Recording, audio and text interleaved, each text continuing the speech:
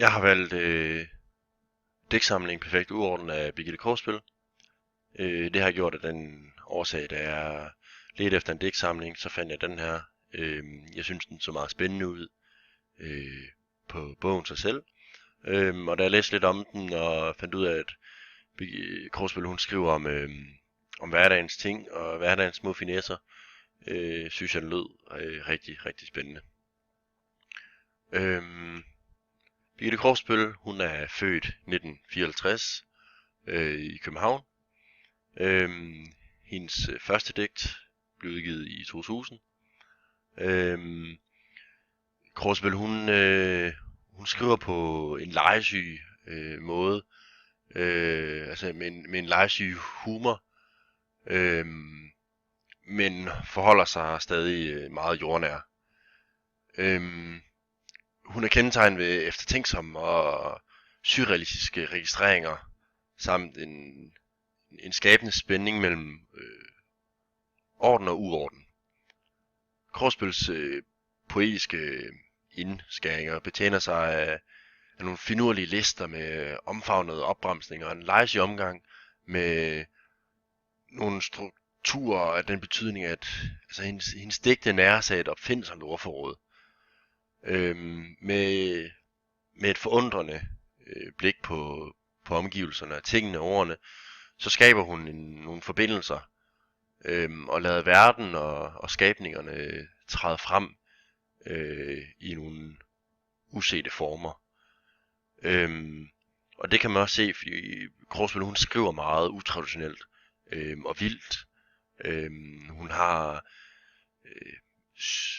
udfordrende opsætninger af hendes tekster, og det kommer man også til at se, når vi kommer hen til det digt, jeg har valgt at analysere og fortolke.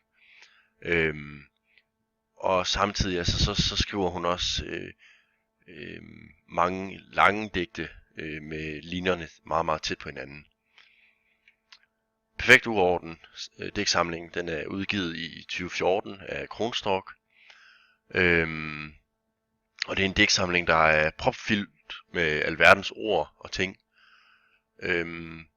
Og man kan inddele samlingen i samlingsdigte i, hvad man kan kalde for ophobningsdigte og mere observeringsdigte. Og igen så kommer der nogle digte, der bryder den her opbygning. Hun har et skarpt, men også et kærligt blik til hverdagens ting. Og angående det ophobning, altså så er det en ophobning af alt det gode og det rare og det sjove, men også dufte, lyde, dyr og livet i sig selv. Der opremses forskellige ting, typer af ting, gestusser, måder, på den måde, at jeg kan lide nye ting, begyndelser, overture, indledninger. Hun skriver mange gange fra sine egne tanker. For eksempel skriver hun til tider, jeg holder af.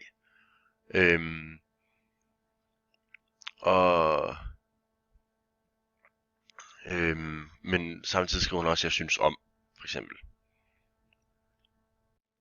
De her observeringsdigte, som jeg nævnte tidligere, de adskiller sig på den måde, at de skiller forskellige scener, der udspiller sig i og omkring fortællerens lejlighed.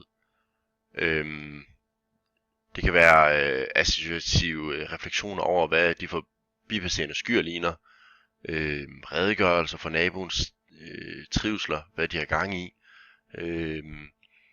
og halvabsurde adfærd, eller mågernes gørmål i gården, hvor mange der er, og hvorfor de lige flyver der. Og igen ser man den her legesyge, men også vilde måde at skrive på. Men der er også muntre digte om at værne om den skrøbelige glæde, om skummemælk, om at ære sine fjender ved at have det sjovt, om den overvurderede egenskab at være konsekvent. Så hun leger med ordene rigtig, rigtig meget. Samlingen jeg har valgt fangede mig mest fordi, at hun både skriver om det smukke, men også om realiteten og det sørgelige, det man kan ære sig lidt over. Og den vil jeg læse op, og den lyder sådan her. Lige nu, i denne aften, ligger den blødeste krans af melon. Horisonten rundt. Nu, minutter efter, nærmere grebfrugt. Hospitalet farves, og jeg får et sekund den tanke, at de er heldige, dem derovre, fordi de er bedre, end jeg kan se frugten. For mig lyder det som om, at hun beskriver en solopgang, måske en solnedgang, som hun ser har farven af en melon. Hun er altså inde på den her realisme i, hvad hun ser, hvad hun oplever. Derfor fortæller hun om det der farveskift, der går over en farve af en grebfrugt fra melonen af.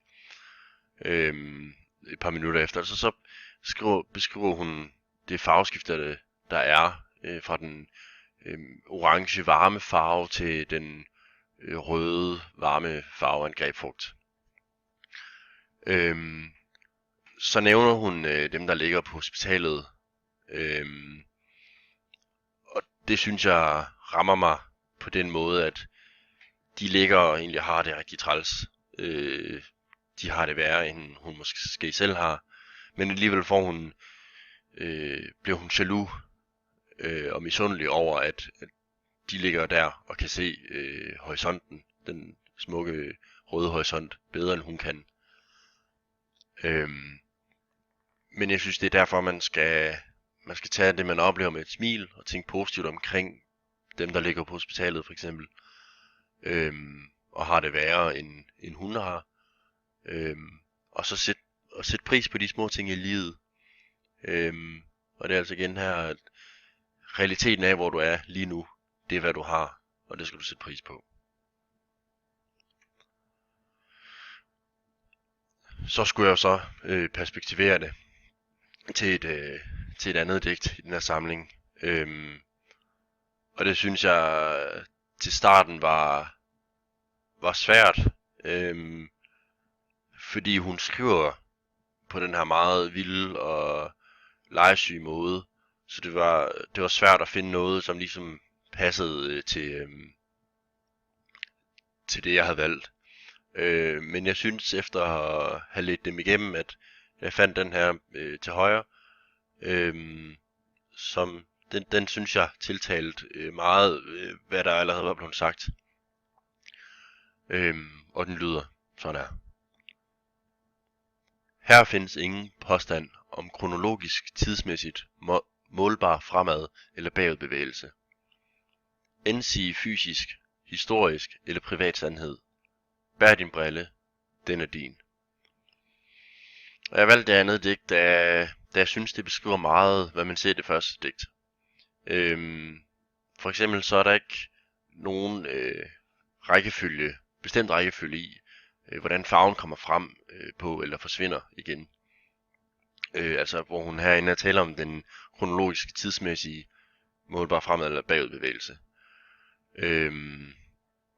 Både fysisk eller historisk. Altså farven fra i morges på solen, den var da ikke den samme som i går, og heller ikke den samme i dag, eller i morgen, eller for 100 år siden. Og så kommer hun ind på det der, den private sandhed, bær din brille, den er din. Og jeg synes, den private sandhed strækker sig til hendes syn på solen og på horisonten, og hvad hun ser. Det er, hvad hun kan se fra hendes private sted, fra hendes placering i realiteten af, hvor hun er lige nu. Og brillen er ligesom igen hendes private sted, altså det er der, hvor hun er. Det er der, hvor hun er placeret. Hun ligger ikke inde på hospitalet og har det træls, men stadig kan se horisonten flot og rød. Hun er, hvor hun er, og det skal hun være glad for. Eller det skal man selv være glad for, som hvis man skal snakke om os alle sammen.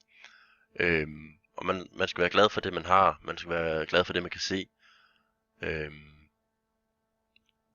og jamen, sæt pris på, hvad man har. Det var egentlig slut på min analyse og fortolkning. Korsbøl, hun skriver ikke som andre øh, digtere, og der er også sikkert mange, der skriver ligesom hende på en meget vild og kaotisk måde, men samtidig legesyg. Samtidig med, at nogle er lange og nogle er korte. En ting, jeg bider mærke i, det er for eksempel, at Korsbøl, hun skriver ikke med store bogstaver nogen steder. Der er alle sammen små bogstaver. Og det er hendes måde at skrive på, og der er hver sin måde at fortolke digtene på. Min fortolkning er nødvendigvis ikke den rigtige. Der kan være andre, som har fortolket den på helt anden vis. Og altså det er hver for sig, hvordan man fortolker det, og hvordan man ser dagens lys.